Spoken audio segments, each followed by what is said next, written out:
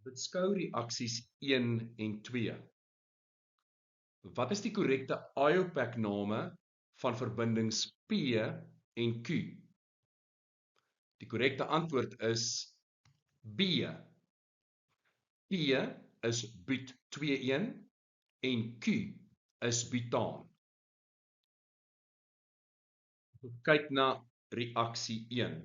Ons het 1 reaktans, ons het 2 produkte. Dit is met ander woorde 'n eliminasie reaksie. Ons begin met 'n alkohol as reaktans, so daar vorm 'n alkeen as hoofproduk en water as byproduk. Die katalisator wat ons gebruik is gekonsentreerde swaalsuur en die naam van hierdie reaksie is dehydrasie.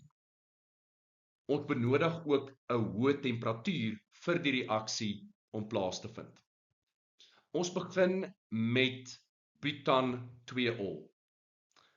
Die hidroksiel gaan ons verwyder en dan volgens Zaitsev se reël gaan ons 'n waterstofatoom verwyder van 'n naburige koolstof, met ander woorde of koolstof 1 of koolstof 3, op grond van die koolstof wat gebind is aan die minste waterstowwe. Koolstof 1 het 1, 2, 3 waterstowwe, koolstof 3 slegs 2.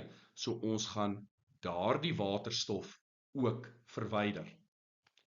Dan vorm daar 'n dubbelbinding tussen koolstof 2 en 3 as hoofproduk en dit is but 2,1. Gaan daar but 1,1 vorm? Ja, maar in die minderheid. Hoofproduk but 2,1.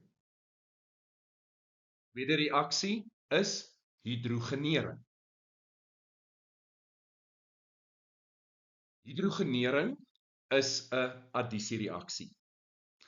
Daar word ook soms daarna verwys as hidrogenasie.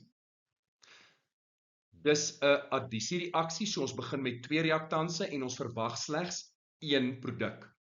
So ons begin met but 2,1, 'n onversadigde alkeen, en dit reageer met die waterstof om 'n versadigde alkaan butaan te vorm.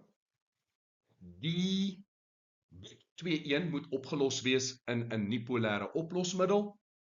En as dit kom by die katalisator, onthou Pick n Pay. Platinum, nikkel of palladium. Ek herhaal net weer die korrekte antwoord. P is but 2,1 en Q is butaan.